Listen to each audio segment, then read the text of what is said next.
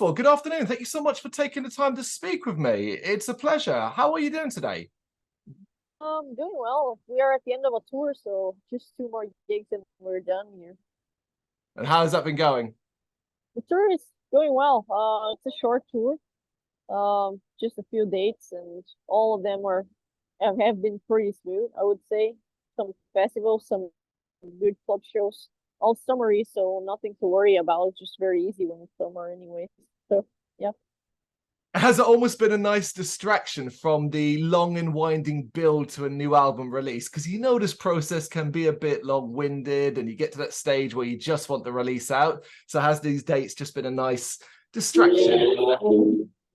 Yeah, I mean, if I was at home right now, just waiting for the album to be released, I would certainly be very anxious waiting for the releases and to see the music videos coming out and stuff. But on tour, we have so much to do all the time that I don't really think about it. When I realize the singles are just already released, very soon also the album is gonna be released. So I feel like I'm not even gonna think about it when I realize it's just gonna be released.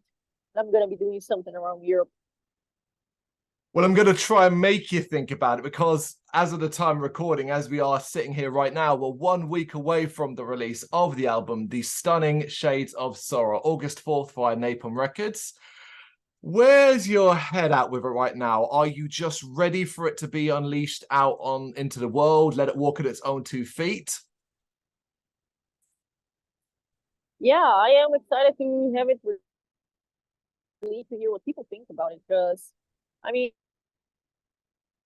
I want to know what people think about it. All the critiques and all the reviews, whatever comes, to be honest. Whatever comes is good. It's just commentary on it, and I'm excited to hear what people think even about the new sound and new songs, everything.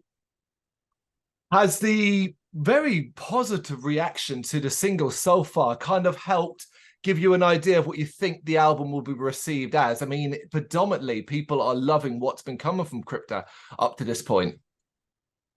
Yeah, I think it's helping us to understand that it's going to be fine because every time we record a new album, we always have in our mind that, I don't know, just insecurities that people are just not going to like last one, or that we changed this and that and maybe it's not the right approach. I don't know, like, even though we like our music ourselves, it's still, I still have lots of insecurity if people are gonna like my drumming and stuff. So very happy to hear that people are liking the new singles and the new approach that we took for the new songs. And the album, I would say it's more or less like that. There's lots of melodic songs, but there's also lots of songs that are just brutal and straightforward. So it's for all tastes, really, which is always what we try to reach. So, you don't get just like one thing all over and then you're leaving some people with a different taste behind or something.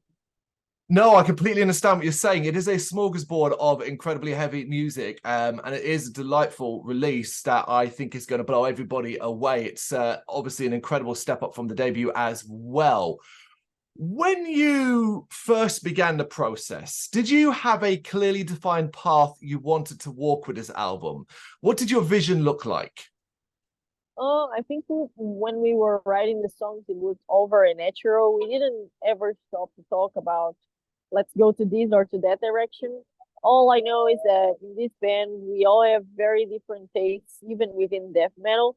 Some of us prefer like Florida style death metal, some of us Swedish style death metal, which is my case, and melodic death metal and blackened death metal. And so to just make everything in this band happy, we always like, the only thing we know for sure when we're writing is that we gotta have some songs that go to a more melodic side and some that don't, so everyone is happy with the general outcome of the album, which I also think helps with getting new people to listen to the band, because not everyone is just gonna like an entirely melodic death metal album, and not everyone is gonna like an entirely blast beat oriented album. So yeah, but we didn't have any meetings about it or didn't settle anything. It was just all very natural. Even some of the riffs were written since Echoes of the Soul. We just didn't have time when we were writing Echoes of the Soul to go for them or create structures and think about details for them. But yeah, it's just a natural progression of Echoes of the Soul. But as you're working on it, and as you're kind of getting deeper into the guts of the release, as it were, to use a term like that, how does your process start to change? Particularly, you say, when you're trying to bring in all these influences that you all individually have. Yeah, tricky question. I think, well, we are always trying to get better as musicians, always, and trying to push ourselves to do things that are not so comfortable for us as musicians. And so we know that in every new album, at least, even though it's a natural progression from the last one, we know for sure that we are better musicians, so we can do different things that we couldn't play before, or could play but not enough to like put in an album and go touring with that. So yeah, it's just we're trying to be better musicians, I guess. I really don't know how to answer that question properly. No, I like that as well, because ultimately that is development of a band. It's development of you as a group. You are naturally going to get better, or fingers crossed, the idea is you'll learn more, and then we'll go from one to the other. Particularly as you're saying, it's a natural progression. But did you have any different approaches to songwriting this time around when you compare what you did with Echoes of the Soul? I wouldn't say so. Like, we are riding in a long distance. We all live very far from each other, even though we are all from Brazil. So everything is done on internet, and so we kind of learned how the approach was and how the process is with riding in a long distance for Echoes of the Soul, and we kind of just kept it for Shades of Sorrow. It's the same process and it's the same approach. It's just, I would say, slightly better musicians. So if anything sounds different, it's because I would say the musicianship, and because we got also more used to writing with each other, because during Echoes of the Soul we were like, even though me and Fernanda wrote with each other before, we didn't with the other girls, and the other girls were learning also how to write with us. So that's the only change, is that we got slightly better, and also we learned how to write with each other. So that's what changes the songs in the end of the day, but the approach is the same still. More comfortable, is that the right way to put it? Yeah, we are more comfortable, yeah. For you then, personally, what were some of the more challenging aspects of making this record? Anything specific that you can recall that kind of maybe took it out of you a little bit? I think I can speak for myself in that case, but for me, I'm always trying, like I said before, to push myself to do things that I couldn't before. And that's the fun of it. I mean, what's the fun of playing the same kind of stuff and same kind of rhythm my entire life? Like, it's not fun at all. So for me, my main challenge on this new album was to push myself to play these very fast things that are just in almost all the songs. And so I know that live I will be playing all of them at the same time. Like, I will not have a break to rest in between one fast song to the other. And yeah, to me that's being a challenge right now. I wasn't used to that. When I recorded Echoes of the Soul, that was already a difficult album for me, which is funny to say right now, because right now it's a very easy album for me after all the touring.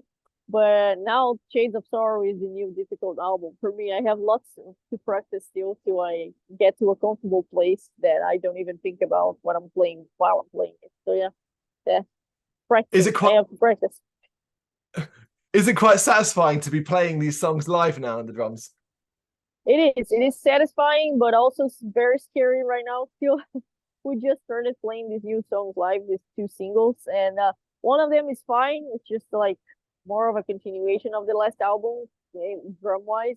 But the new Trial of Traitors album song is very fast, so it's exciting, but also like I have to hope that every day I feel physically fine enough to play it properly and not be behind with the beat, that I created myself.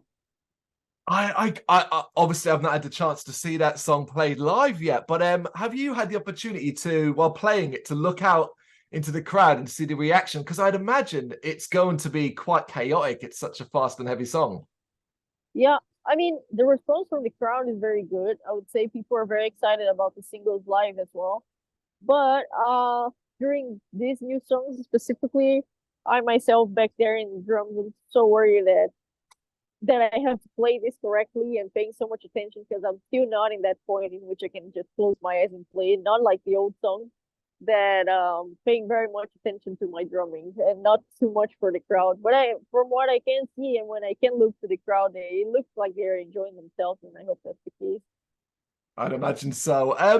Sticking with the aspects of the record, what about an area that you found you really enjoyed more than any other, an aspect of making it that just really, you just really enjoyed?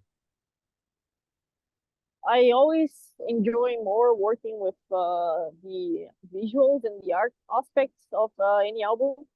So for me, it's always going to be with this album and the last one, it's the same. It's always going to be working with the cover art, talking to the artists, doing new layouts for the merch, the new single cover arts. Also, we have some single cover arts to come out that people didn't see that we created with a photographer friend of mine from Sweden.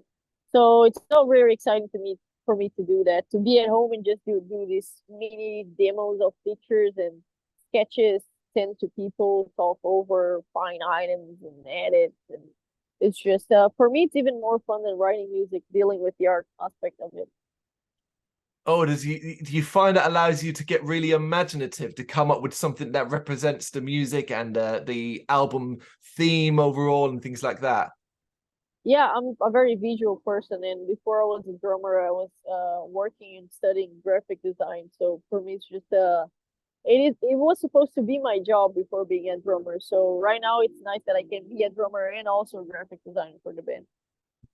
Oh, I'd imagine you come from the school then of wanting to see these albums on big gatefold LPs and open out with big artworks in the middle and stuff like that, right? Yeah, that's my biggest pleasure when we record an album, to get the album in hands and to just like look at the pages and the layout. What about the video aspect? Is that something you like to delve into too? I do. I really do like, and I'm like writing or helping to write the script for most of them. Like for From the Ashes, we worked with a director to make the music video, but we all like sat down and talked through this script that I had and like mixed with the ideas of the other members. With Trial of Traitors, as well. I got this idea and we wanted to do something that looked like the Blair Witch movie.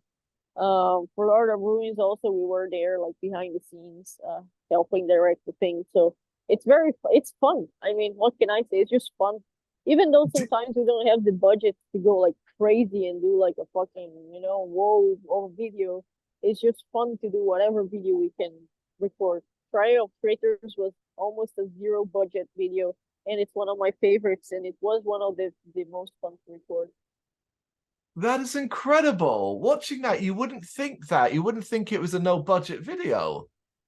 I mean, the idea was very simple, and talking about it, we just realized that we didn't need any budget to make it happen because our tour manager and friend that comes along in almost all our tours is also the guy that owns the studio in São Paulo that we record, because he has a studio. Like, he does a million things, and among the million things that he does, he's also a professional photographer and video maker. And so we decided to go to this abandoned place at night in São Paulo, just set our gear. We had a speaker right there playing the song so we could listen and play along.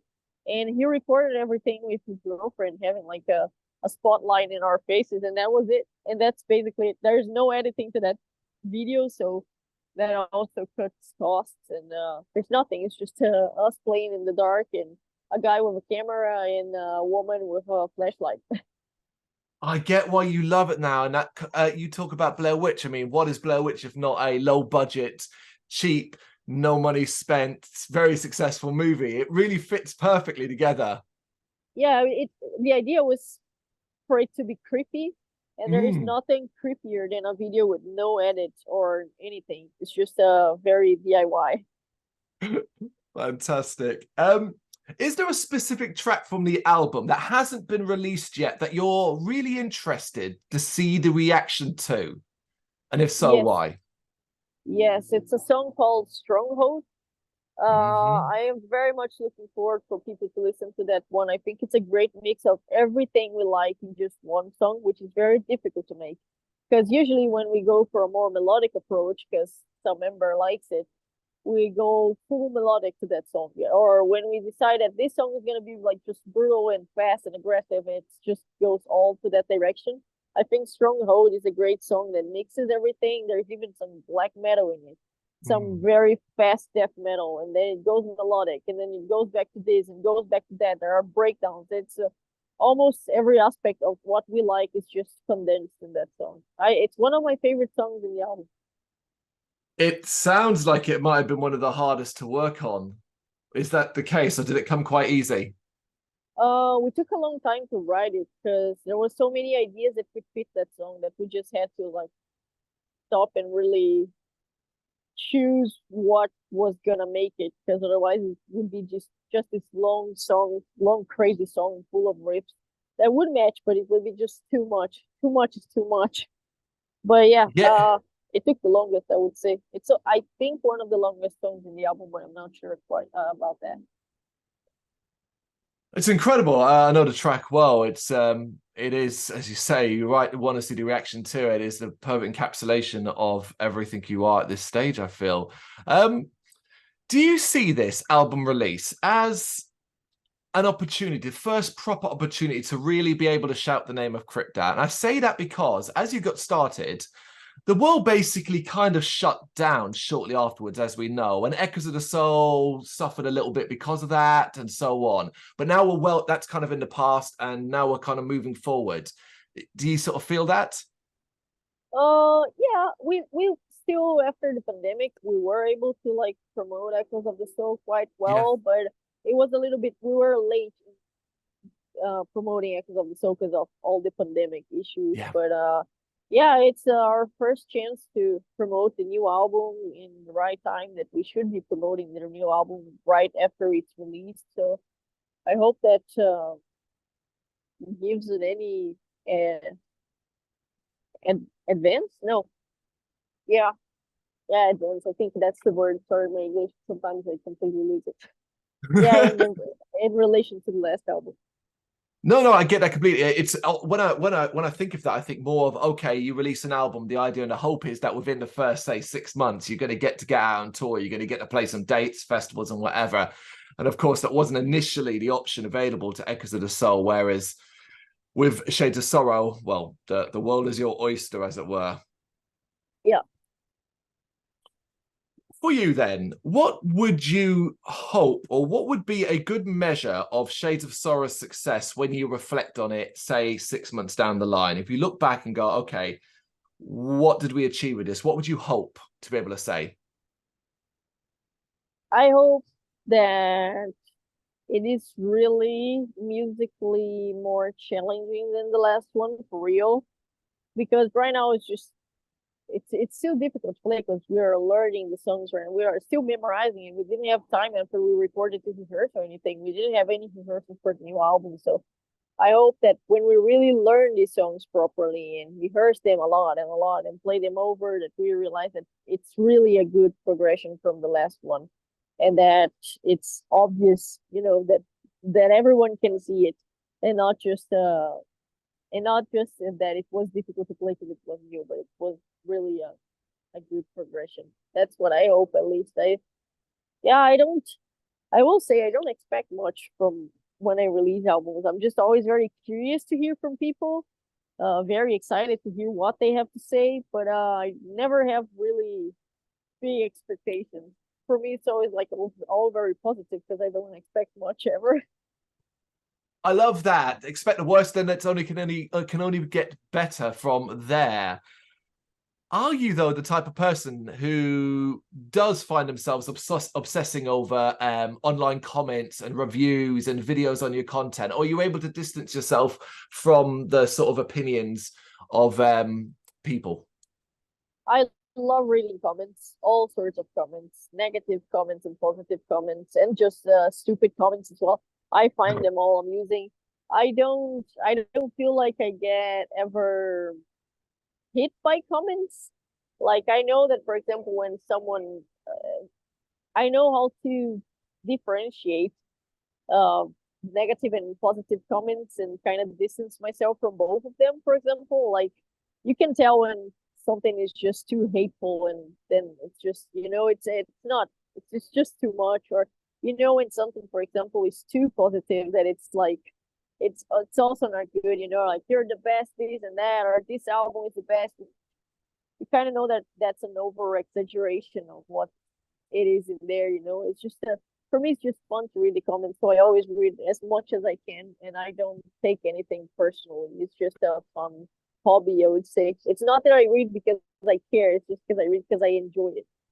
That's so good to hear, because it can be incredibly unhealthy, that entire experience, but getting a wide array of positive and negative, as you say. So to find a way to enjoy it, it's a special trick. It's a special skill almost, to a degree. Yeah, I know. I don't know. As a woman on social media, anything you do and everything you do is very commented on always. It's something I got used to over the years. So I guess if I was younger, I would care about the comments and maybe get upset about this and that, or believe in comments that are like over exaggerations or something. But after so many years and also doing the same thing for so many years, you kind of learn how to just read it from afar, and just take whatever you feel like it should be taken, and the rest is just the rest. It's just a fun activity, really. Just comments, it's just people. You're always gonna find very different opinions and crazy shit over there. It's just noise, internet noise. And so Shades of Sorrow to a degree, but in a positive way. It is out, of course, August 4th via Napalm Records. It's an incredible release. I hope you have a great amount of success with it.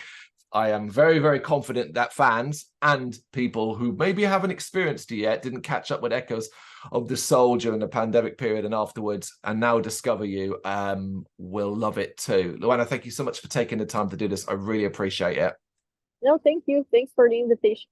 Thank you very much for watching. If you liked what you saw, please help us out by giving us a thumbs up and hitting that subscribe button. If you really liked what you saw, consider donating to keep the website and channel running by buying us a coffee via our coffee page, or picking up some merch from our Big Cartel store. You can check us out on gbhbl.com, as well as via our social media, Facebook, Instagram and Twitter, as well as listen to our interviews via SoundCloud, Apple Music and Spotify. Just search for GBHBL. Games, horror and heavy metal. What else is life for?